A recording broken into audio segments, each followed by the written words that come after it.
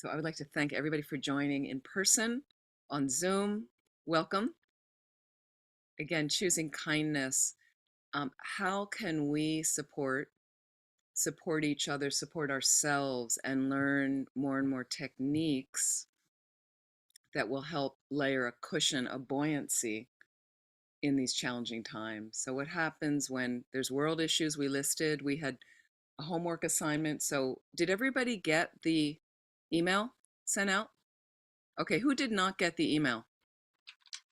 Okay, so just Jeff. Jeff, can you put your email in the chat? And then Michael will add you to that list, unless people don't want to get, but I sent a little reminder in the middle. So it kind of talked about what we talked about last week, which I'll go over, and then gives you some things to think about and practice. And so let's just start with some meditation. So most of you are familiar with meditation posture. It's really about whatever is comfortable for you and having the spine as extended as possible. Just find that comfortable, nice open flow for the spine. Make any adjustments you'd like as you lightly close your eyes to bring the gaze inward.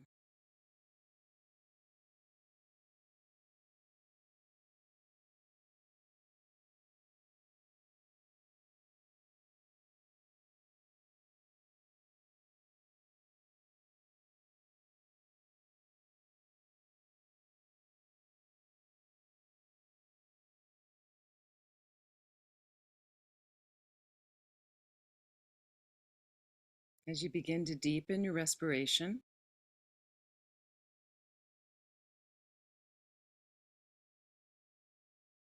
allow every exhalation to release yourself more into relaxation in this position.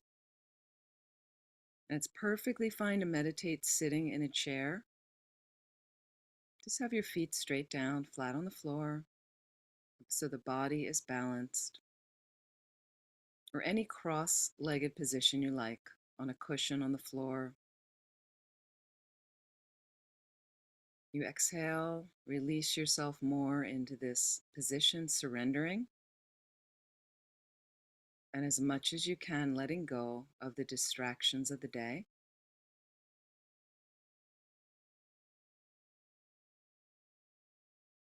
Every inhalation,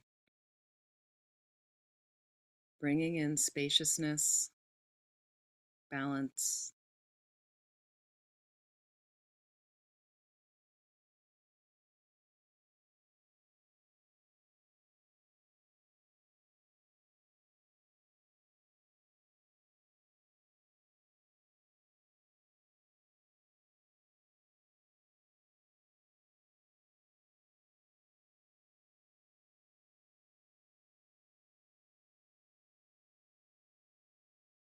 Allow the mind to settle on the breath gently. Notice all the experiences pulling your energy away from the breath. Thoughts, ideas, no worries. Let the thoughts go. Just become aware your mind may have drifted from the breath and bring it back to the breath. Just allow yourself this presence of stillness.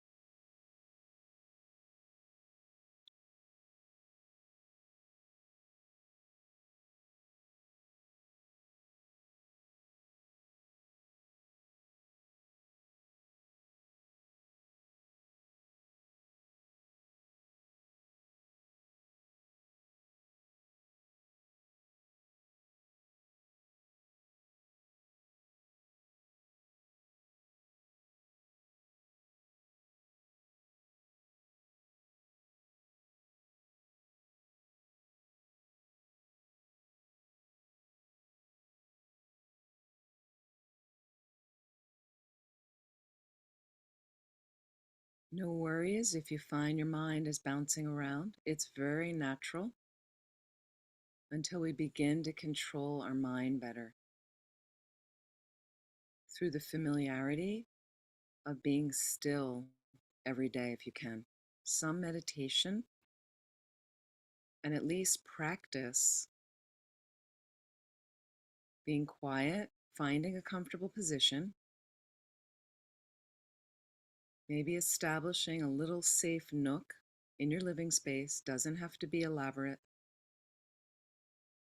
that you return to again and again. It's your place to be quiet, to do the internal work.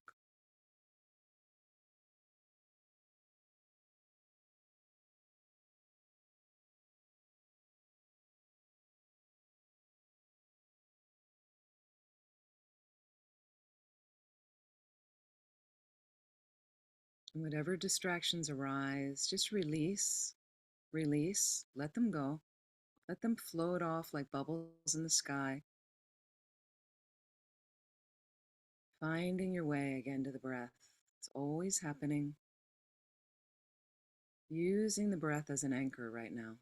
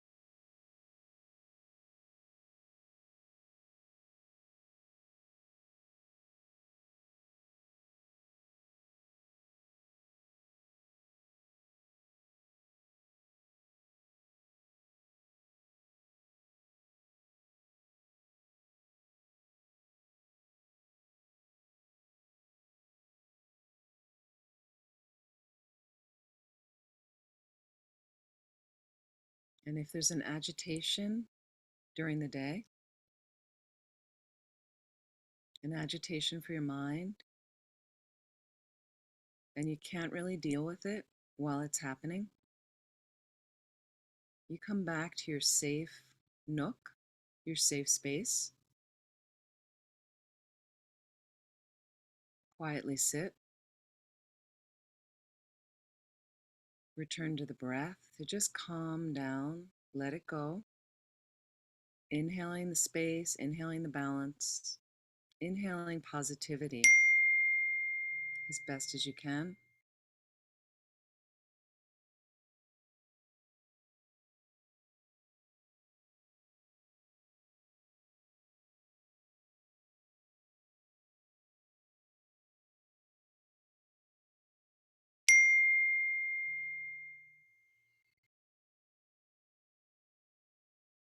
And then you can do the work and analyze what's going on. Okay, so hang on a second. Just relax where you are. Okay, we're missing half the group because we're in the wrong link. I thought something was going on. So hang on. Okay.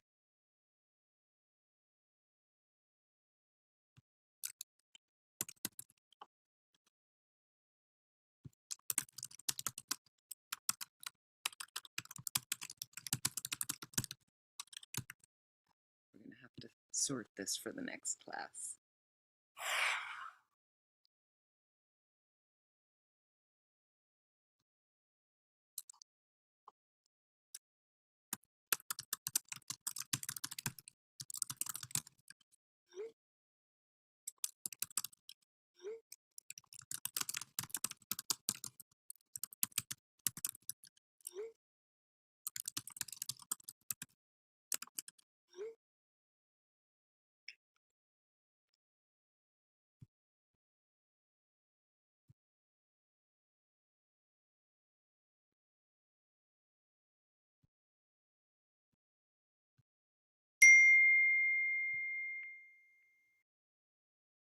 Thank you so much. So, thank you for joining. We were just starting to do some meditation. So, find that comfortable posture. Lightly close your eyes. And again, allowing the stillness, getting used to the stillness, because this is what happens. We're not used to the stillness. So, it can be very unnerving when we start sitting and we're fidgeting, the mind racing off. All the ideas, as soon as you try to get quiet and be still, the mind seems like a wild horse. It's very, very natural. So, even allowing that, and then slowly, the more you sit regularly, it could be 10 minutes morning, 10 minutes later in the day or in the evening. Okay, the info I just have for the Choosing Kindness class Monday nights, every other Monday, you have to register for each of those classes and you'll get a different Zoom link. Okay, the Wednesday night Discovering Buddhism is one class for several weeks, and that one uses the same Zoom link. So I hope that clarifies. So I know it's a little bit of a hassle to keep re-registering. Many other classes I go to are like that. You have to register for each one, and that way you'll get a new Zoom link. But we can, re-look at that. Thank you very much.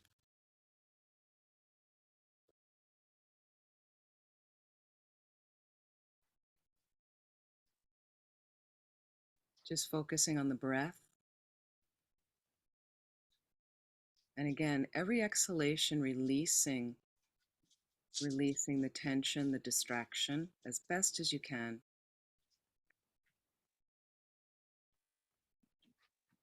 Every inhalation, inviting balance and spaciousness.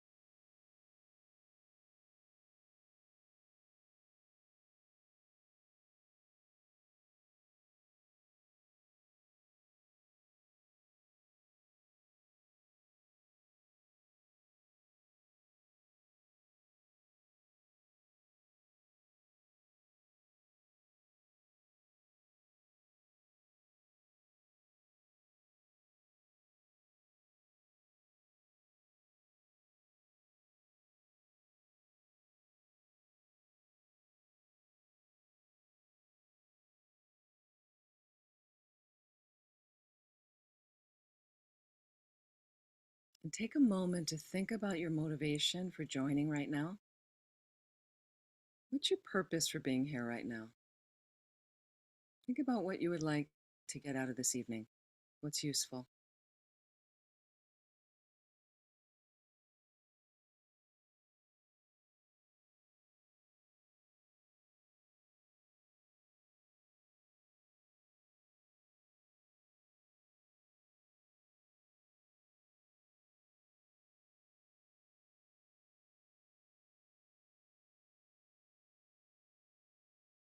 So, what you're interested in having help with right now, does it relate just to yourself, or is it able to be expanded a bit more with this notion that maybe I get some information, some techniques this morning that may help better orient me in life, my work, my home life, my community, whatever I'm doing. But it expands me a little bit and my mind, my ideas, that I can best help others I encounter as well. Does your purpose include that as well? Thinking about others? So if you like that idea, feel free to include that in your motivation right now, taking a moment to set that positive orientation for your mind, for our time together, and all the activities of the rest of your day. That motivation is so key. Set a good motivation right now.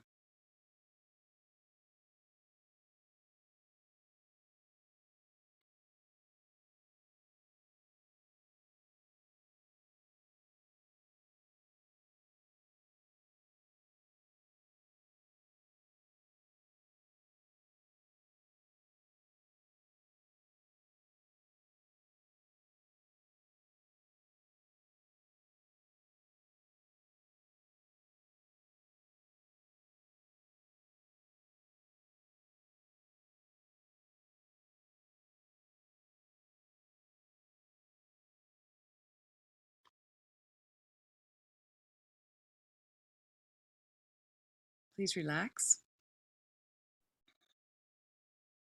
and you can slowly open your eyes.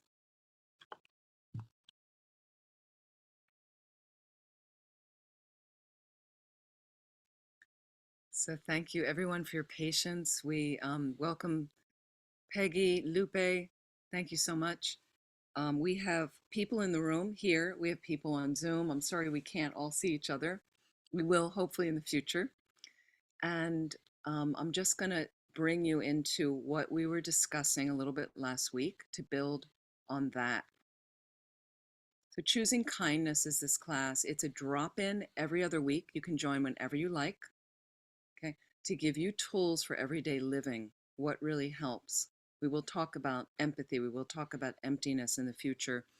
But a lot of it is bring what you need help with is where it's most useful, like that, to apply some of the Buddhist teachings through this, okay?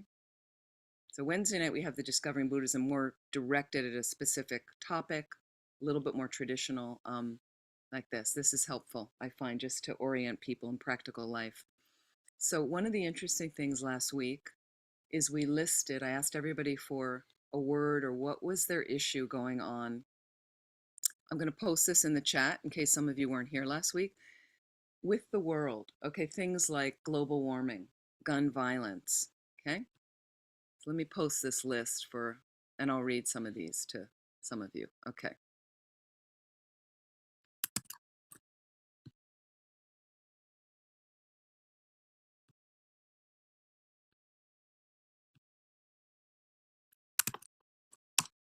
Okay. And the list has things like division, violence through politics, gun violence, terrorism, anger, hatred, climate change, global warming, social awkwardness. Okay. I think you get the idea. Okay. So we're going to work our way down the list. You can add things to the list if you like. And we can also include you if you want. You give us your email. I can have you send it to Michael. He'll put you on a list. You get a reminder. You can participate on Zoom if you like, whatever.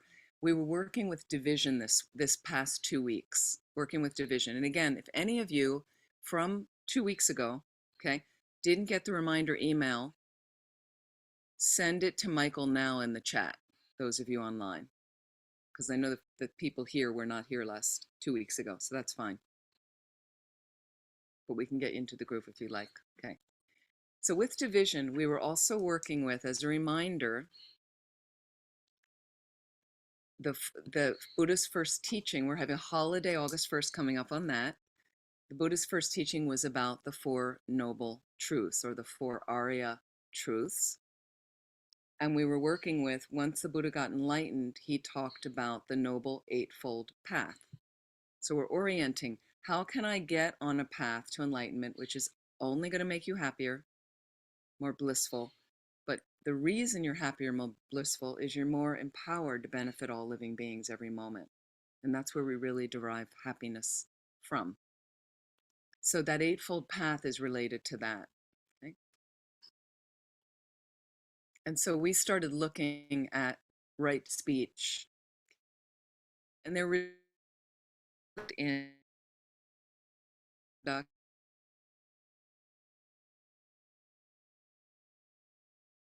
conduct, concentration, wisdom from last week. What are those called? Oops, I've got an unstable. Let me just get on the right channel. Hope I don't lose everything.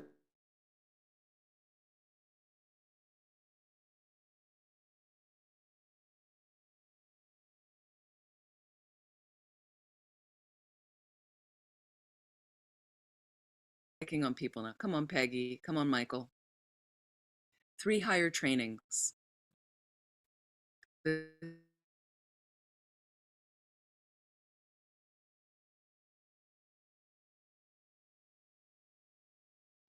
At what we started to look at was ethical conduct. Okay. And this gets into right speech was the first thing we started to look at. So what I want to ask you right now, because I really want to make this practical, the Monday nights, if it's helpful for you. And please, you can ask questions. You can say, I really need to talk about this. I need to hear about this. That's fine. You can ask anything. But so I'm going to give you, one of the things we talked about in the homework was we looked at division. Something that fragments all of us on the planet right now is division. People say to me, division. Oh, the country's really divided. I hate that. My neighbor, I hate him. He put this political sign up. This person, I saw a person with a big truck and they had a big Trump sign or a big Biden sign, whatever it is. People are separating into these things and they're angry with each other. Doesn't help. Okay. So I asked you, what we have to look at is first of all, division in our own mind. How's that working? How's it working then in your household? Is there a divided household? Or is there division at times? How do you participate in it? How do you work to undo that a little bit? What about your community, your neighborhood? What about your workplace or people you work with, clients, other people? You know, I'm living in this spiritual community. How do we work with that? What happens when you go to the supermarket? Is there division? Is there connection? What are we doing to counteract division when we notice it? And you want to go bigger, globally, bigger. And there's some, I'm sure some of you are news addicts. How's that working for you? Okay.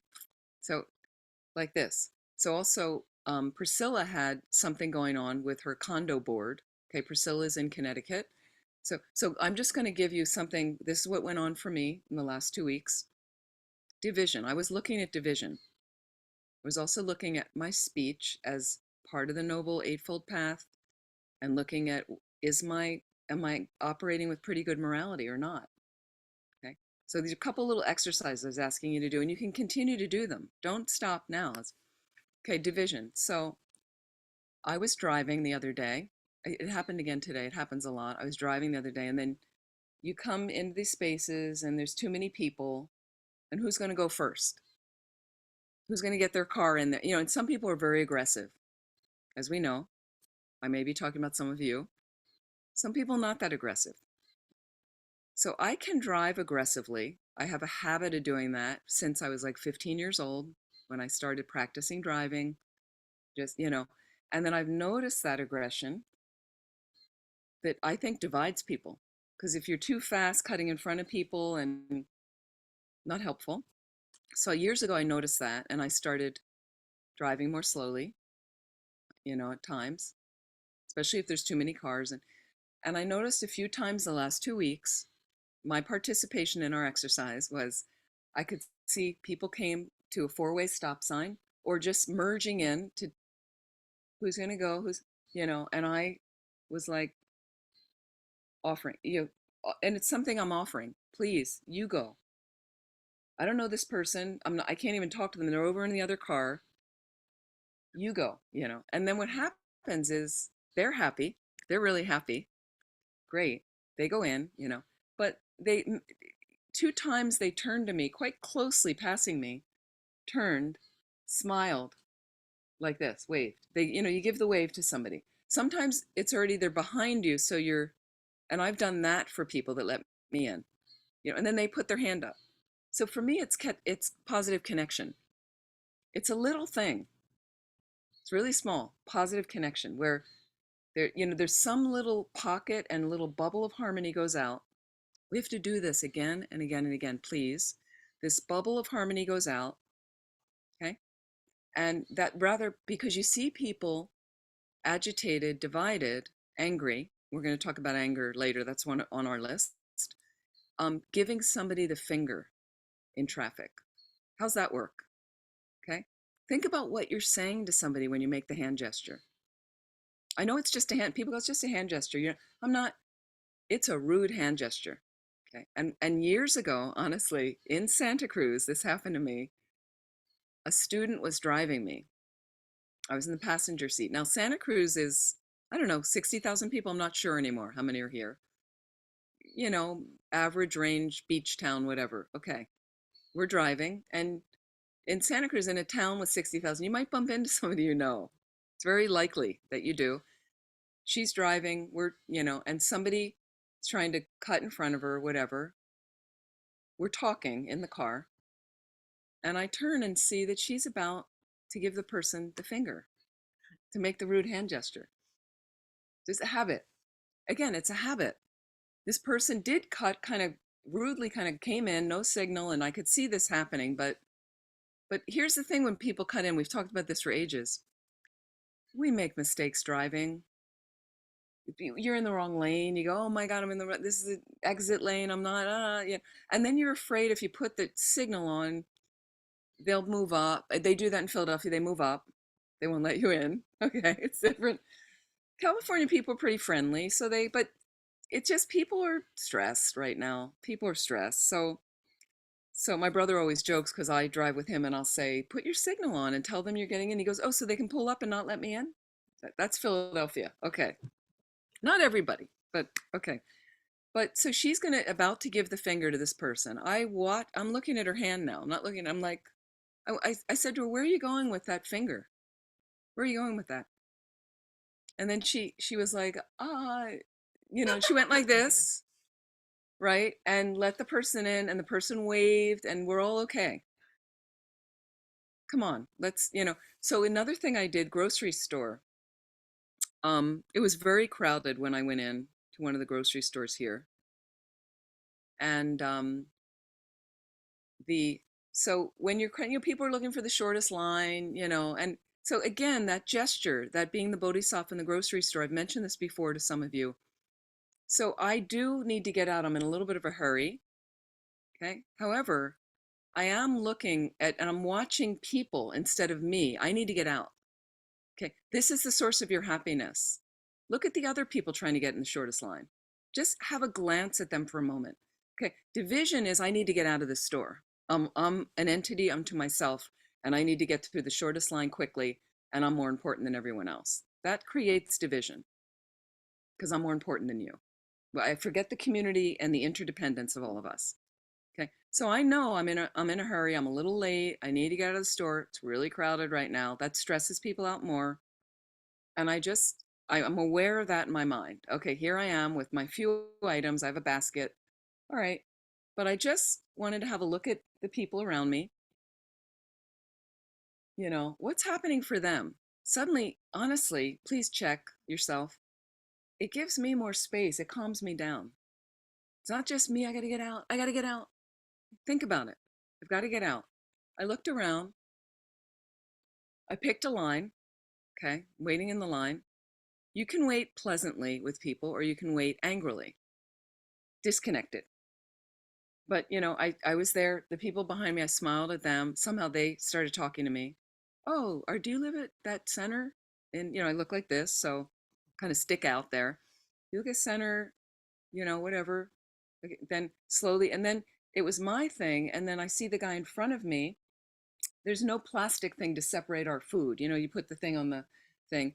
So I kind of saw that, and I was just waiting, and then we found another one together. Like I could see he and I were both like the plastic thing together, unity, not division. I'm not suddenly, and it was very sweet of him to think about that. He might have been thinking he didn't want my stuff in his stuff. Didn't matter. Together, we found one. We both smiled at each other. Thank you. And I said, thank you so much. We put it down. He's happy. I'm happy. But it's a pleasant thing moving out, moving through the line. It doesn't have to be, I was here for, I don't have the thing. You know, I'm an entity unto myself. So I'm going to put my stuff on the aisle anyway. I don't have the plastic thing. Maybe it gets mixed in with your thing, whatever. Okay. So just think about all these little things, all these little kindnesses, all the little help you can show someone else. And I kind of also looked around a little bit of, I don't have that many items. When I was in line, maybe there's somebody that has a lot of items and a screaming baby in line with them. I could let them go. Easier for them. Less stressful for everybody around, because when the baby's screaming and, you know, everybody's kind of, so there's many little things you can, you know, sometimes when you ask somebody in the store for an item, and right now it's weird. I don't know if you notice the supply chain. Is anybody noticing this? So there's stores I've been in several times to find certain items I would buy, you know, food items, right? And these things have not been in the store for weeks.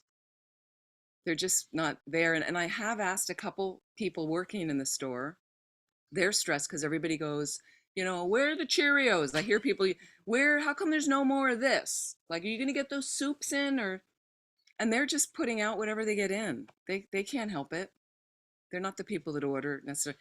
So when I ask them very nicely, do you ever wait to see if they're busy doing their job restocking? People just come over to them and interrupt them. Hey, do you have the, you know, or they're talking to someone else. I've seen people interrupt. So again, connection. What are they doing? What are they engaged in? And then I might be near them, look at them, and then often they look up. And I'll say, oh, hi, excuse me a minute. Can I ask you a question? Right? Do you have, and then I'd ask, and then they go, oh no, we haven't had that in. Everybody asks about it. We haven't had that in ages. And then, oh, well, thank you. Thank you so much. Thanks for the information. It helped me. Then at least I can just let go. It's not just kind of like they don't have the item on the shelves because of me, because it's aggravating me. I need that item. Everybody's going through it. And I've seen people bent out of shape in some of the supermarkets, like angry at these people restocking. And then I've heard other people come up and say, hey, we're all going through this. So again, keep expanding. Other people is your happiness. Other beings. Can we focus on them? Try. You can only try. Okay. Other examples. Or Priscilla, do you want to talk about your condo experience?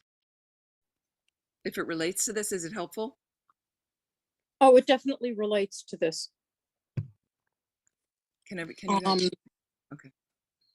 So a year ago, I approached the condo association about a landscaped area that is part of common area, but it was managed for 30 years by the person who sold me the condo. And that's supposed to be grandfathered on. And this has become a real bone of contention from the board of directors, who are not, they're not respectful, they're vicious, they're controlling, there are a whole bunch of other things. Here you go with the division thing. Okay. But this is, you know, I don't have control over their behavior. And in fact, we have 125 units here, and I don't know anybody who, you know, out of maybe 4 or 5 people who actually like them and like how they're managing stuff. And she's in So a year ago, I got permission to manage this piece of landscaping. And so I put a whole bunch of time into, you know, pulling weeds and making it look nice and stuff. Right. And I'm shortening the story because there was a lot I went Yeah, yeah, through. do And keep it, if you can keep it somewhat brief, but I'm going to. that's great. So they showed up last week. Actually, it was before the letter went out, your letter, to rip everything out of the island. Hmm. Beautiful plantings. Yeah, and then I go to my own interdependence thing about, the birds live there and the birds eat the berries and the birds take care of the insects. So I'm looking at that whole big environmental picture. They were absolutely vicious and off-topic vicious. So not only were they nasty about, we're taking all these plants out of here, really beautiful, beautiful plantings, but then they started with character assassination Mm, of me. mm. Difficult to believe that professional adults would behave this way, but And what did you look do? at the world. Yeah. I there were a couple things I did. I went straight to breath in the present moment. I made Great. non-confrontational eye contact when I spoke. I kept my voice even. So it goes to all this speech stuff you were Mm-hmm. talking about. Kept my voice even. I didn't raise the volume. I didn't raise the pitch. I was just nice and calm and logical, even though they weren't. The landscaping contractor said, I don't know why I have to pull all of this stuff out because it's absolutely gorgeous. She's done a beautiful job. So that was kind of cool. Because they didn't know what to do with that. And finally, I said to them, I have a document from a year ago that not only do I have permission to maintain this and make it look nice, but I'm required to. Mm-hmm. Mm-hmm. And that stopped them. Then they sent out a nasty letter. Mm. And I wrote a letter to the property manager, which is a management company. And I said, it is my intention to abide by the stipulations in that letter that I pull. It's about pulling weeds. Right. and trimming branches and things. So I sent him that letter. And then I went, and from then on, so it's been like a week and a half now. Every moment that I'm aware of it and think about it, I'm practicing Tonglen. Okay.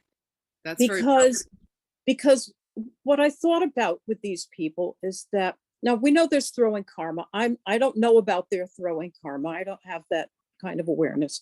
However, the majority of people are not born vicious. So I'm thinking something happened to them probably fairly early in life that they learned this as a control mechanism. Mm-hmm. So I went to Tonglen. What can I do? What do I have control over that can help to soften the situation? And so I have been practicing. I have practiced Tonglen in the past anyway, so I know what to do with You've this. been at this for a bit, yeah. Yeah. So I just took on their suffering, their viciousness, Right. blah, blah, blah, blah, blah, and transformed that. And I sent them compassion. And then I included the contractor and I included the other people in the association. Blah, blah, blah, blah, blah, blah, blah, politics, blah, blah, blah, blah, Ukraine. Right. So I just, at different moments, I expanded it to different places Right. in my immediate environment and then out to the world. Very So that's why I say, yes, it was difficult, and I actually had a cardiac event from the abuse. Oh my goodness. Um, Hmm. it was mild, Mm-hmm. and I managed it okay, but it just, I don't need someone to threaten to find a way to force me out of my condo and make me homeless because I want to pull weeds and trim shrubs. Right. And So that's, so thank you. I'm going to move on, but thank you very much, Priscilla. This is great. Is so one thing I want to explain to everybody, Tonglen meditation is a very powerful meditation. Tonglen, Tonglen. Giving and taking is what it's about. I find it incredibly powerful. It is a higher level meditation. Um, we can certainly do that in the future. What you're actually, the first thing you have to do is to take. You're taking from the other people. So she's got a board of directors. How many are there, Priscilla, of these people? I think right now there are 5. There were 2 who were right at that moment vicious to me, but they're all really kind of nasty. Okay, so it's just a small group of people, but we can see how one person in their confusion, I'll call it, can create enormous havoc on the planet. So that's how we've got a war in Ukraine, which to some degree I'd say is really the result of one person's very strong ego. Mhm. It's like what happened in Nazi Germany. One person taking that kind of power. There's a karma on the planet, and sometimes that happens. So, with what Priscilla was saying, a couple things. Tong Lin is a very powerful tool. You're taking someone's suffering and you are offering them your happiness. So it's not really compassion. You can think about compassion, that's great. But the real essence of it is I want to take the suffering, and you might say of this 5-person board who really don't seem to understand generosity and kindness. They've missed that. They're confused. So I'm going to take that on. I'm not going to get that negativity on me, but you can imagine at your core, your heart center right here, okay, is a constricted knot of your selfishness, constricted knot of all your self cherishing. That's what prevents you from being happy. Okay. That's where all that craziness of that 5-person board and their nastiness comes from, their own self cherishing. I'm going to use it to destroy my self cherishing because that's the only thing to blame. Put it all on your self cherishing. It's not Putin. It's not the 5-person board. It's not this person. It's not that person. Okay. But I'm going to visualize in a meditation whatever represents that for me, light rays, images of suffering coming from them, pulling that out of them. That's why they're miserable, to destroy my self cherishing. As I minimize the self cherishing in my mind, then I get to offer more spaciousness, more happiness, all the goodness I've ever had, all the love I've ever experienced, all the happy moments in whatever images represent that, light rays, words, and I send it over to them. It does have an effect somehow. I did it with a person I worked with at a center some years ago that was really a frightening person, mentally unbalanced, very difficult, very, very difficult to work with for many people. And she and I would meet and discuss and have a really nice discussion. And she'd even say to me, I messed up. If I were you, I would fire me. I'm not doing what you told me to. I'm not, like, on and on. And we'd come to an agreement. And I think, oh, this is great. I think it's, and then we'd leave the meeting. It would just be the two of us. I should have had a witness in there, somebody else that said, yes, she agreed, or we should have written it down, come out of the meeting. And the next 2 weeks, she'd be miserable again and just horrible with people. It's just so, at some point, I couldn't really do anything and shift it. And it was really hard and was very stressful. And I was up at night thinking about it. And I would do Tonglen with her in front of me, just with her, not directly in front of me, visualizing her. It was the best I could do. And I just take her suffering because I knew some things about her past. It was pretty miserable, terrible relationship with a parent and all these. She was always a victim. And I just take her suffering, let it chip away my self-cherishing, offer her, offer the happiness. And when I would come out from these meetings after a stressful interaction with her, I would come back out and she would be all happy to see me. And So I was kind of like, at one point, I'm like, I guess this works a little bit. Like it, because it's really your mind is what you need to take responsibility for. It's coming. So, Priscilla, I hate to say it's coming from your mind. It's suddenly manifest in this 5-person board and a few other people. And again, here's another way to deal with it because we all have these issues, all these issues. If I can back up a little bit metaphorically, I back up a little bit. And Priscilla said this, and she said, we're talking about weeds. Okay. It's more of a mundane thing. It is just weeds. It's unfortunate to have to rip out good landscaping and beautiful plants. And I'm sorry, Priscilla, that had to happen for you, right? But we're talking about, let me put it in perspective. I'm not going to die because I ripped out the weeds. You know, I might look at, can these people vote me out of the condo association or get me out of my, that's a little more serious. That's a homeless issue or a home issue. Okay. But again, we're not in Ukraine. I'm not running from war or worried that they're going to bomb the building I'm in. I don't have enough food. I can't get medicine for my parents or my kid or something.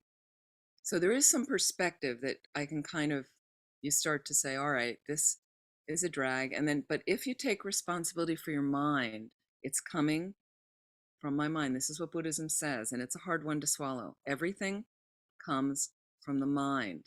Lama Zopa Rinpoche, that's what he's teaching right now. Everything comes from the mind, according to Tibetan Buddhism. You don't need to believe that, but according to this lineage, Tibetan Buddhism comes from the mind. There's no one left to blame anymore, not even yourself. Just because it comes from your mind, you're not a bad person, but we're subject to mistake as a human. We make mistakes. That's the natural course of being a human. Okay. So if it's coming from my mind, and sorry to relay this, Priscilla, but like if I'll look at something like that and say, wow, they ripped out all the great work I did, and they, and I'll relay this. So I was running another center, went really well. It was hard work. Okay. When I left a bunch of money in the bank for them, went very well. Everything I really wanted to kind of get done and fix got fixed. It was looking, I mean, there was much more you could do, but at that point, it was really like very nice the way it was going. Okay. And then the next couple of years didn't go that well. I left, other things were put in place. There were some instructions from Rinpoche that weren't followed. Whatever happens, it happens. Nobody's bad. They're all good people. They're all good people. Okay.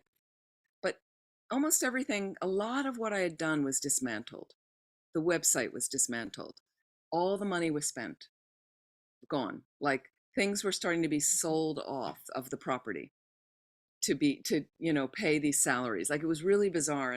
And then and I wasn't involved at the time, but another person that had worked with me was nearby there, like outraged, really upset. She kept saying, well, I was helping with this and I was helping with that. And then I said, look, if you're really disturbed by it, maybe this is a result of you interfering in a community like that, or spiritual center, where you interrupted the process that was successful. Like we have to look at our minds. Maybe, Priscilla, you interrupted and told somebody else to tear out their garden or some other kind of building project. It's hard to say, but we don't know the past karma. And when Priscilla mentioned throwing karma, she said the word throwing karma. Okay, we're going to be talking about that on Wednesday nights on the karma class. You're welcome to join, even though we started.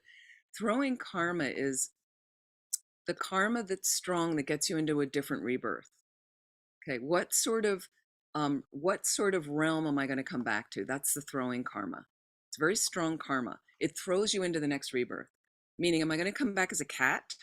Because I know a couple of you are fond of cats in this group. Okay. Am I going to come back as a cat? Do I get a human rebirth?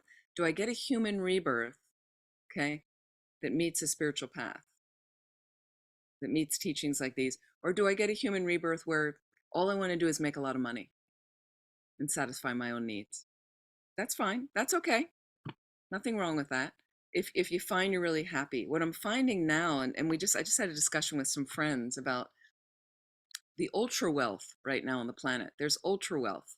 There's a lot of it in Santa Cruz where I'm living. It's staggering, right? And if you have somebody like Jeff Bezos, somebody like this Amazon guy, or you can say, the Facebook guy or Bill Gates or these people. Now, Bill Gates has foundations. They give a lot of money away, some of these people.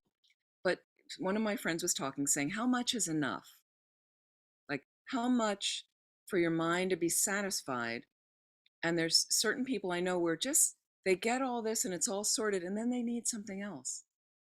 It's just another thing. It's another thing.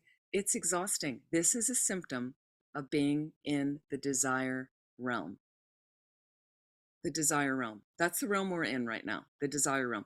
The nature of it is, I need to have this. I need, I want, I want another thing. I got that, it's just, so watch your mind.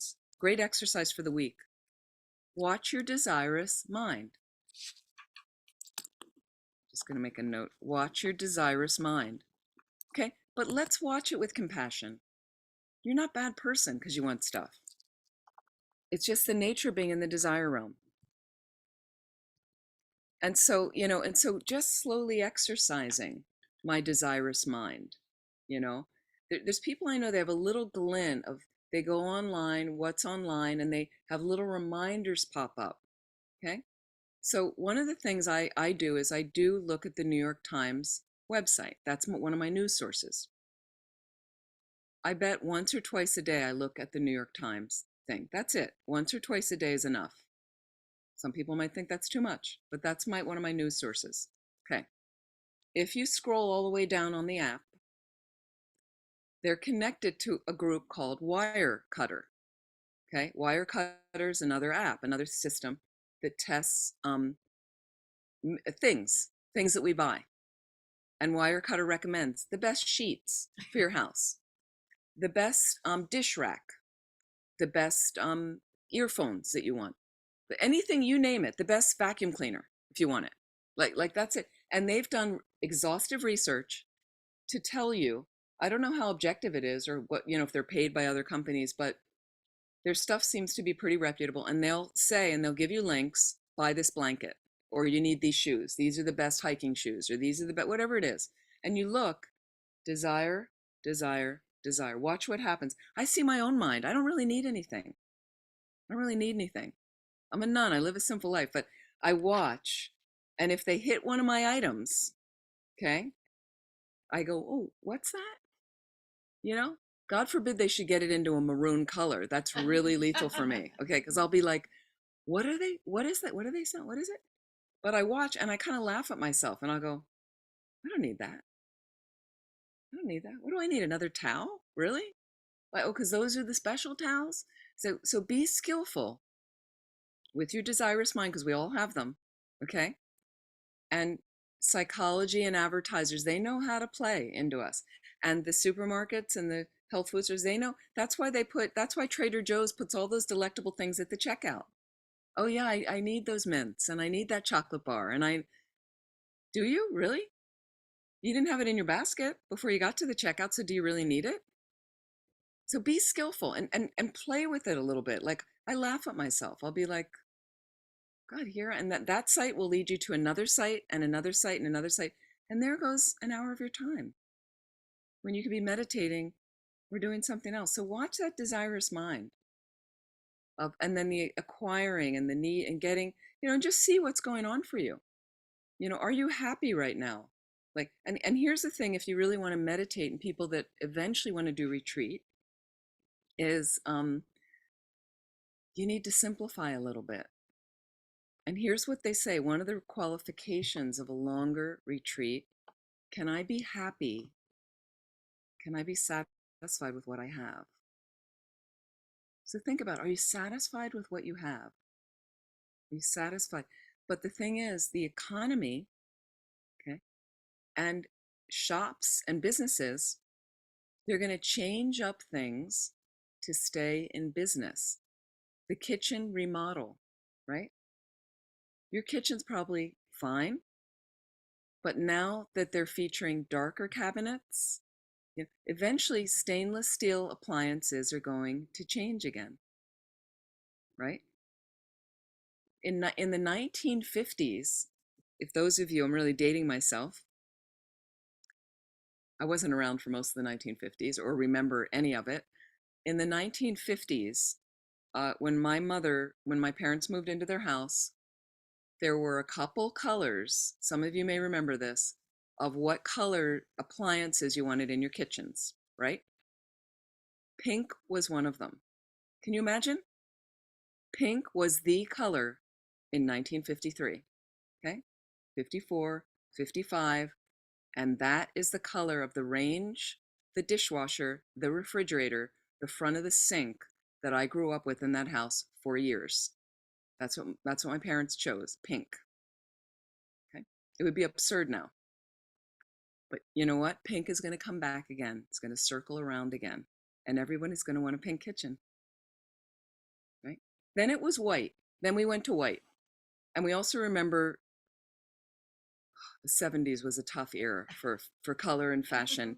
The 70s introduced avocado green and brown. And those were the colors of your refrigerators. Some of you are laughing now. Okay. But then it changed. Now it's stainless steel. Everybody wants that. Got to have that. And you got to have your granite counters. And that will change again. That will change again. And some people have it blended where it fits into the cabinet work. Okay. But they do it to stay in business so that you will buy. You will buy again and say, I need to have a renovation. Everybody needed, what is it now? Subway tile. That's what they want in their bathroom, subway tile. Well, 10 years before that was another thing that my friend redid her bathroom with, not subway tile, something else. Now that's old. Now it's subway tile. That's old. Now there's going to be a new thing. So can you be skillful is it okay to live with that in the bathroom for a while or the kitchen? And granted, sometimes it really gets old and you need to redo. Fair enough. But watch the mind with all those kinds of things, whether you have a home or you're just buying something, buying an item, clothing, a bicycle, whatever it is. What are we able to live with that I'm content with? Are you content in here? Look at those things. Can you adjust a little bit? What was your next plan of the next thing you wanted to get? Why do you want to get it? Do you need it? Is it so much better than what you have? Okay, it's just something to look at. There's no judgment, there's no right or wrong of any of it. It's more, is your mind peaceful?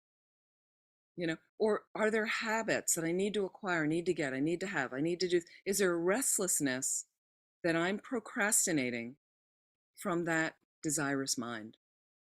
Because when I feed it, okay, I create more of the desirous mind. I'm making a habit of the desirous mind. Okay. And that's the nature of living in the desire realm. And what they say about desire, this is the famous from the Buddha, it's like drinking salt water. You're never satisfied. Salt water makes you thirstier. That's every time you engage in the desirous mind. Now again, you're at the pharmacy, you buy a candy bar. That's pretty small. That's pretty little. But I do know somebody, habit, every time they went to the supermarket, a big supermarket, a little bit of a chocoholic, the first thing they did was go to the candy aisle and they got a candy bar and they would start eating it in the store as they walked around the store. Over and over. Every single time they went to the supermarket, they did this. The reason I know, they told me later, and the reason was what happened. They'd unwrap the bar and eat it, okay? They'd finish the bar, they'd throw the wrapper away and forget to pay for it. Every single time they went in the supermarket, which was about 2 times a week, they told me, okay? So a little bit unconsciousness, not noticing, but habit. This is about habit. And I asked you to watch your habits a little bit. So they would do this. And then what happened is, I think like a year later, they told me, they kind of confessed to me. The manager came over and said that they noticed that they'd been doing this for weeks and that they were stealing and that they were going to call the police on them the next time if they didn't pay for the candy bar. They were caught on camera.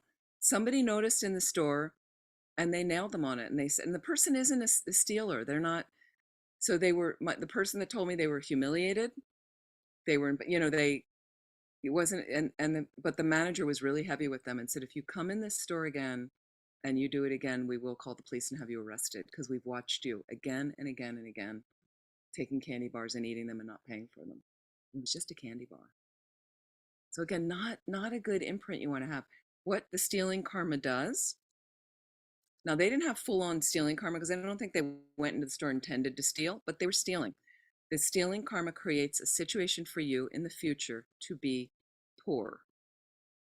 So if you're struggling financially, to not have anything, to lose things, to have things stolen from you, like that. You might live in a country where the crops don't grow, everything's barren. That's all the result, and that's more for the karma course, but that's all the result of stealing, taking what isn't offered, borrowing without asking. It's all results of stealing. So think about habits in the desirous mind. Can you, and I'd love to know, what little adjustments can you make?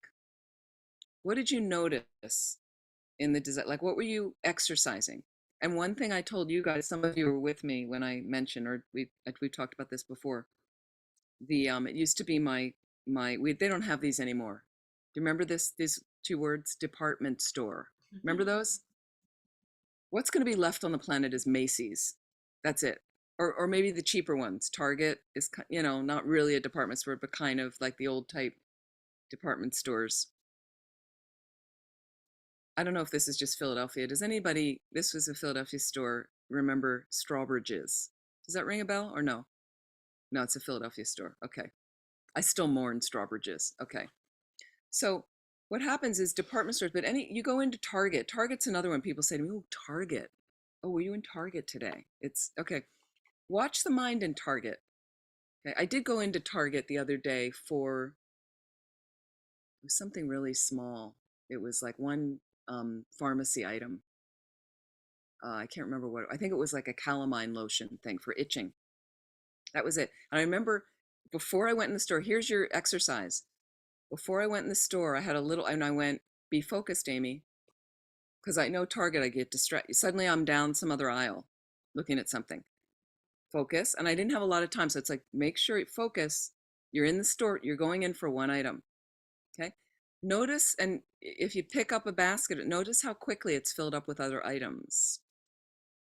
Okay. Do you need those items? See, it was different in department stores because department stores didn't have food and items like that. So with food items, you go, oh, I just need to get strawberries. I forgot. Okay. But the department stores was more clothing, housewares, things like that. So when you went in for the one item, and some of you heard me talk about this before, you need socks. I went to the department store. It actually happened here. There was a mall. I don't know much what's left of the mall. I haven't been there. They had a department store. Pennies, I think, was there. I went in one day, weekend, I had a day off. I needed socks. I was going to get like 3 pairs of socks. All my socks were worn out. Went into the store. Within 15 minutes, I had 3 things over my arm that were not socks. And here's how they get you. It's on sale. Oh, I should buy 2 of them then. It's on sale. I didn't need these things. And think about it. When I woke up in the morning, I did not have those things in mind at all. I didn't need them. I didn't want them. They weren't in my mind. But socks was. I know I needed socks. Okay. So be skillful with yourself. So the deal was in this kind of store, the only thing I'm allowed to leave with that day is socks. Everything else has to go back. Go home. Okay. Have a little discussion with yourself. If you really wanted that fleece jacket that was on sale, you can go back tomorrow and get it. You never go back. Rarely do you go back to get it. But go home, think about it. Do I really need it? I've got 3 other fleece jackets. I know I don't have one in that color. I know one's a little worn out. Zipper's not working in the other one. Then if you want, go back and get it. But rarely are you going to go back and get it. So see if you can be skillful in just little adjustments. I'd love to hear what happened. What did you do? Did you have another technique you used? Make sense? For those of you that are shopaholics, that's what try. Okay, let's talk about speech. So when we looked at the 3 higher trainings again, ethical conduct, how am I conducting myself? Okay, concentration, wisdom. We're going to go into those of the noble eightfold path, but we're looking at right speech. Right speech. It was really nice what Priscilla said. She said, and I watch my tone, level, thing of course, very nice. I had several meetings this week. Okay. And there's for me, a little bit of like charge to some of the items we're talking about. We've been talking about them for a long time with Land of Medicine Buddha, and you know, a little part of me sometimes is tired of like that we're not at the next level, but we're working on it. Really good people we're working with, working really hard. Great. And then I notice if I feel like I get a little frustrated about a certain item we're talking about, maybe not feeling heard, or we've said this before, but it's not shifting, then I have a tendency to raise my voice. And I already have a projectile voice. I have a loud voice that carries. So if I raise my voice a little, it freaks people out. I'm not even, for me, I'm not even upset or yelling. Like it's nothing. And I also came from a high volume family. So it's nothing when I raise my voice. I mean, we were always yelling and screaming at each other, and not in a bad way. Not, it was just the high volume house. It's just the way it was. So that's my context of comfort. The people that came from very quiet households, they're very quiet. It's very quiet. So they don't any kind of extra raising the voice things. So we were in these meetings, and again, you breathe in, you breathe out. There's my mind of frustration. I'm just watching it. I'm not going to engage with it. I'm like, oh, there goes frustration. Oh, okay. Bubbles of frustration. I know that. Well, okay. So if I act negatively from there, raise my voice, division. That all the soft spoken people will be like, whoa, right? People often say, you're really powerful. I don't really, I'm like, it's just me. I'm really not a scary person, you know? I'm really, but I understand, right? I'm often in these leadership positions, right? I don't need to be, but people, and so people project things, right? So I need to take everything down a few notches. I spent, so, but I watch, I'll go, okay. And then the question is, okay, Amy, how do you want to participate?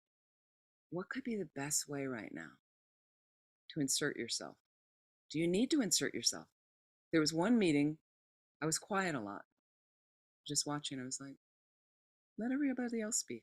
I don't really need to add. That's fine, right? Can be skillful. If I am going to insert myself and feel like, oh no, I'm checking, is what I'm going to say, will it be beneficial for the people, for the meeting, for what we're talking about? Will it be beneficial? Does it have meaning? Or am I just blah, blah, repeating something from my own ego's agenda? So I always keep checking, and then here's the third part. What's my tone? So I stayed really quiet, kind calm, quieter, right? It had a better effect. I'd say, well, got another idea is try not to interrupt people. Slowly, slowly, that was kind of my contribution that created a little bit more connection, a little bit more connection. It was interesting to watch because, part of me was like, oh, I could just kind of yell over this person saying, it doesn't work. It doesn't help. It doesn't help like that. So anything with speech going on for you? Anything you noticed this last couple of weeks? Anybody? I mean, Priscilla had her thing, but if you want to unmute, or anybody here, feel free to jump in as well. Anything you notice, and we can speech is a really great one to work on because we've got 4 levels of non-virtue according to Tibetan Buddhism of speech. 4 levels of non-virtue. Okay? Lying, divisive speech, harsh speech, and gossip. Those are things we avoid on this path. Negativity is a speech. Lying, divisive speech, harsh speech, gossip, meaningless speech, basically. Okay. I have something. What's that? I said I had something speech What's wise. going on, Joanne? Last week was the last week that I've had been out of the hospital with major heart. I have an artificial heart basically, and I've had 2 months of home nursing. So I'm graduating. I don't have to have the home nurses anymore. Whoa. Okay. There was one nurse that was always late, and then on top of it, she could never get my blood. She'd have to poke me. Oh, I would be just Okay. pleased. This is Joanne, just showing the people here. Yeah. Do you see Joanne? Yeah. This is all my She stuff. This she is got this artificial heart so pump uh, a several weeks ago. yeah. So She's in San Jose, California. my inclination was to say, well, why are you always late all the time? And that type of thing. But then the last day came and I realized how hard they were working and how difficult this job must be to go from one person's house to another person's house, in someone's home, taking their blood, doing all this. And I just figured I am not going to say anything negative. They're actually quite nice people. So I basically thanked them and told them how grateful I was and that I didn't want to have any home nurses in the future, but if I did, I would have them. And so instead of complaining, I kind of ended up on a high note where we were all happy and they went off and that kind of thing. So it worked. So, I mean, this is the key. This is so the key for everyone is as soon as you get the focus off of yourself, as soon as you get the focus off of yourself, I was also going to say, and I will send some homework out about cherishing others. This is the crux of the Buddhist path that we're on, cherishing others rather than cherishing ourselves. So over and over, as soon as you get out of your own experience, your own, oh, woe is me all the time, look at where, oh, woe is me gets you. That expression like, oh, me, and some of the stuff we're complaining about, and I hear it from a lot of different people, is, and there's somebody here that I often talk about this with, first world problems, we call them, right? First world problems, meaning, and I hear people say, oh, my cell phone's broken, first world problem. Okay. Now that's a hassle with the cell phone. If you're dependent on it, your appointments, I mean, a lot of work is on the phone, but we have different things. People say, people to go into a grocery store and go, they don't have my cereal this week is a first world problem because there's a lot of other cereal in that aisle. The toilet paper run in March of 2020 was really amusing for me. And I had friends from India, living in India, emailing me and go, what's the deal with the toilet paper issue in the States? They don't use they don't often use toilet paper in India. So they were like, people are fighting with each other in the aisles about toilet paper. And again, first world problem. Again, when you think about Ukraine, when you think about South Sudan, Africa, or Afghanistan, many places, the inner city areas, the violent ridden, gun violent areas of our cities in the States, what it's like to grow up there with horrible public education and these cities. So, I was doing this work in Philly when I lived in Philadelphia. I volunteered for a group and I would just go downtown, pick up the diapers and all this stuff to deliver to new refugee families. So I did this like once a week or something, or once every few weeks. Once I did that for a while and they could trust me, they graduated me to delivering Chromebooks to these families, like a computer. So the kids could get online, school, whatever. This is before the pandemic, but we did some of it during the pandemic when it was safe enough. And so with the public schools, like they can't, of what was going on for kids, especially in the pandemic, who the public schools in our cities really suffered because they had no way of getting everybody online. And some of the kids are homeless. None of them have equipment, computers. Like, think of what a luxury. So think about in your own rebalancing yourself for a happy life. Is this a first world problem? Do I have a habit of whining and complaining about stuff? What's a better way to orient of thinking about the other person? Great thing, Joanne, of you look at, you're kind of like, oh, the nurses and they come late and what is that life like where they're scrambling 60-yard dash, I bet, to get to every patient and get, patients they need stuff. They really want to spend extra time with you. They're also scared about their health. Heart pump patients, this is a serious thing. This isn't, just like you got your ACL fixed in your knee laparoscopically. This is not that kind of deal. This is the center of your core. This is a vital organ like that. So it's very key. So think about when do I have a habit of complaining about this stuff, and look how focused it is on myself versus the bigger expansion. I wonder what that guy's, the supply chain people, for me, the restockers in the supermarkets are like some of my heroes. If you're friendly to them, you're nice to them, they'll go in the back and get you your item that's not out on the shelf. I've had that experience myself. Okay. The latest thing, I don't know if any of you are flying, airline flying. It's the summer. Some people are traveling, right? I know one of you is going to be flying soon. So part of my family is traveling a bit. So one of them put up from an airline attendant how to fly this summer because the lines are longer than ever. A lot of people moving around, people freaked out about COVID, massive security lines. And it was a whole document of get there early, book your ticket a day in advance, da da da. You just flew in. So oh, you drove. Okay, you drove. So different things. And what they said, and then one of the items I really liked is she said, if you're not going to be nice to us, there's a chance you're not going to get on the flight. You'll never get your luggage in the overhead. You're not going to get the seat you want if you're not going to be nice about it. Choose kindness. There's always an option for you to choose kindness.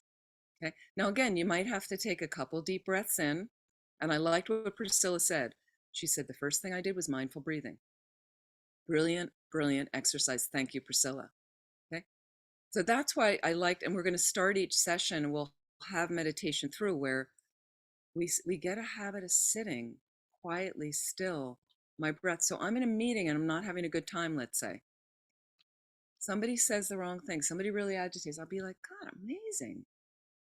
You're in your car, somebody driving like a jerk. You all the time. And if you put the news on, you're going to see things that are really outrageous, that really upset you. This is all our response. How can I choose a response more peaceful, more balanced? We have to do it. This is our job for the planet. This is the little pocket of bubbles that's going to go out from this group, from our group, that will expand and move out. That we're going to have the pockets of balance and peace and spaciousness. Why? Because when I saw that news story, and I can't believe what a jerk that person is, and I noticed that happening in my mind, those labels, I'm going to do some mindful breathing. I might inhale. I'm uncomfortable. I just notice. I exhale. I'm uncomfortable. I inhale discomfort. Exhale discomfort. That is life in samsara. Okay? Samsara is the suffering cycle that we're in, according to Tibetan Buddhism. It's a Sanskrit word and it means to cycle or to turn. That's all. But it's suffering. Okay? So why am I so surprised? Why am I so surprised? This is its nature, according to Tibetan Buddhism. Okay? That means your car will break down. There's going to be garbage on the street. People are going to be rude. Politicians make mistakes and they do inane things. Doesn't make sense to us. And all that division and all that is simply because of samsara's nature. Okay. So rather than getting hooked and trying to fix samsara and make it perfect, I'm going to find happiness here, right? Give that up and drive it all into your renunciation of samsara. Drive it all into the renunciate, meaning you can get out of samsara. On this path, you can get out of samsara permanently. Absolutely. But how it starts is meditation, little bit quiet, and then I'm going to learn additional meditations that we're going to do in this class, analytical meditations on how do you deal with a difficult person? What's that like? How do I do that? We can do that next week, right? But then I'm going to slowly build from there. So suddenly if I do it enough on my cushion, on my chair, do it enough and enough and enough, and there I am with that condo committee. And before I'm engaging with anything and I really want to tear that guy's head off, I got my mindful breathing going. I breathe in. I might say, this guy's a jerk. I breathe out, this guy's a jerk. But I just come into, I breathe in, I'm uncomfortable. I breathe out, this is uncomfortable. I breathe in, this is suffering. I breathe out, this is suffering. Okay? It's the first thing the Buddha taught. That holiday is August 1st. It's the first teaching the Buddha gave, there's a significance. Why did he give that teaching? Okay, because I just need to explore how I suffer to generate revulsion of that suffering, to drive it into renunciation. I want to give the suffering up. Renunciation isn't about giving your house away, not about giving money away. It's an attitude that wants to give up the suffering. That's true renunciation. And that's you having the beginning of compassion for yourself when you're moving more into that renunciation. But it also starts with just looking at those external habits of the desirous mind. Any questions, comments before we close?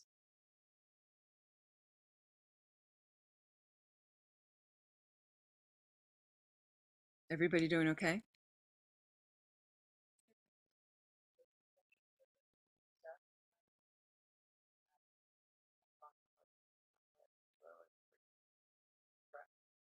Yes. Yes.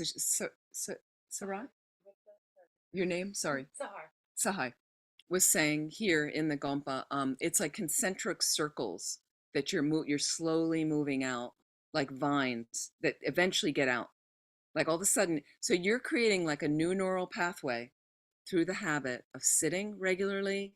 And then we're going to start to analyze our minds. Many of you have been doing this. Some of you are new. Doesn't matter. Okay. Analyzing so you can create the vine, but making sure it goes in the right direction. Because you don't want another vine to just wound up in another desirous realm, another desirous mode. What habits are you creating? Okay. And it does start with meditation because I've got to look at my mind. I have to look at my mind to get it oriented in the right way. I have to look at my mind to see what it's made of. Some of the things I'm going to see in my mind I'm not going to like. That's okay. We can fix it. You can fix it. Be gentle with that process. There's other things in your mind that are fantastic. Every single one of you. Absolutely. And some of you I know, and I know you have great minds. Okay. So I'm going to enhance those qualities. Okay. While I'm fixing others. And this is a process. So again, patience with yourself. Patience with yourself. So I want you to explore more on speech, those 4 habits of speech. Do you do any of them? Are you a liar? Okay, here, you might not be a liar. Do you exaggerate? Do you embellish that story so that the mountain was really, it wasn't 29,000 feet, it was really 32,000? Well, there ain't no mountain on the planet that's 32,000 feet. Sorry. So are you an embellisher? That's a little bit of lying, right? Are you into talking about people behind their back a lot? Do you do that? Do you really, or is it just kind of idle chatter about nothing? On and on. Is that, look at those things of speech. Okay. What's the antidotes? Can I be, can I be genuinely honest and truthful with my speech, but in a gentle way with people? We're not into hurting people with our speech just because I need to be truthful. I need to really tell you that your hair really looks awful. I mean, is there a point in saying that to somebody? What about divisive speech? Can you be a person that says things that bring people together? That's kind of cool. Some people have a really great trait of that. Can we exercise that? You know, do you say rude things to people? That's harsh speech. Can you turn it around and watch a little bit of the sarcasm and because I think it's funny and people will laugh? Or is it really not really helpful to put that little ripple out to the planet? Think about that. Could be helpful. Slowly, slowly. I'd like to thank all of you for joining in person and on Zoom. We'll continue. I think we'll continue in person because we have some people here. We're going to try again. I'd like to dedicate whatever positive energy we've created. And another thing I want you to think about for 2 weeks from today is whatever positive energy, can we invest it in our getting more skillful with our speech, in building a meditation practice, okay? And keep it, if you're new, keep it small. Keep it small that I'm just sitting, I don't know what I'm doing, but I'm quiet and I'm sitting and I'm noticing all the bubbles of thoughts and good enough. And then we're going to fine tune like that. But you just get that habit. I'm sitting a little bit more regularly if you can. And can I dedicate into our developing this practice that will generate some really huge renunciation in our hearts and minds, helping me to move into a path that gives up suffering, that works to dismantle suffering in my mind so I can move along this path to a place where I'm unlimited to benefit all living beings. I'd like to dedicate in that way. I'd really like to dedicate, I dedicate a lot to Joanne and Michael, who are here with us, people that have a little bit more health challenges. I'd like to dedicate to Ella Bennington, Peggy's mother who passed away recently in Ohio. I'd like to dedicate to all the beings on the planet who need additional help to receive the healing and help, and all those war-torn places on the planet and conflicted, violent places, may they be pacified instantly, especially Ukraine, Afghanistan, and our gun violent areas, and all the people with these multiple shootings stop somehow, some miracle. Can we create the cause for that? For the long lives of our precious teachers. Thank you so much. We meet in 2 weeks. You will be getting some exercises from me based on what we talked about tonight. And if there's any additional thoughts you have about making this more useful, if you have other people that want to join, they can jump in, and we'll sort out. So again, please register for the next session, and that way you'll get the updated Zoom link, because they're all put in. And what happens is I go on Zoom and it just says start the meeting, and that's the right link. So if you do register, you'll get that link, but we'll try to find you out there as well. Thank you so much, everyone. I want to thank Michael for co-hosting. Thank you so much, Michael, because he's so helpful in so many ways of getting the exercises out and the Zoom links and everything. Thank you so much. If you're interested, Wednesday night is the Karma class. It's only online, 6:30. Saturday morning, I lead meditation at 9 a.m. that is hybrid. It's on Zoom. It's in person if you're local. And it's 9 to 9:45. There's other classes at landamedicinebuddha.org. Geshe Nawang Drakpa's teaching. Venerable Steve is leading a retreat later this month. August 1st, I am leading practice things in the evening for the holiday. And I want to mention that August 1st is a big holiday, and we are struggling financially at Atlanta Medicine Buddha. So if you can make a donation, I'm about to do a fundraising letter. If you can make a donation on that day, all the merit is multiplied. So it's huge for us, and we really need the help to get the right support and things like that. So thank you so much. And please be well. So please unmute if you want to say goodnight. And wonderful to see all of you from all over the country. Thank you, Amy. Namaste. Namaste. Thank you so much. Thank you, Amy. Thank you for the dedication from my mom. And thank you, Peggy. Stay Lovely safe. to see you here. Please be well. I've been thinking about you. Thank you. Thank you, Amy. Thank you. Appreciate it. Thanks, Michael, for working it out. Please be well, everybody. Please take care. Lovely to Thank see you, you. Amy.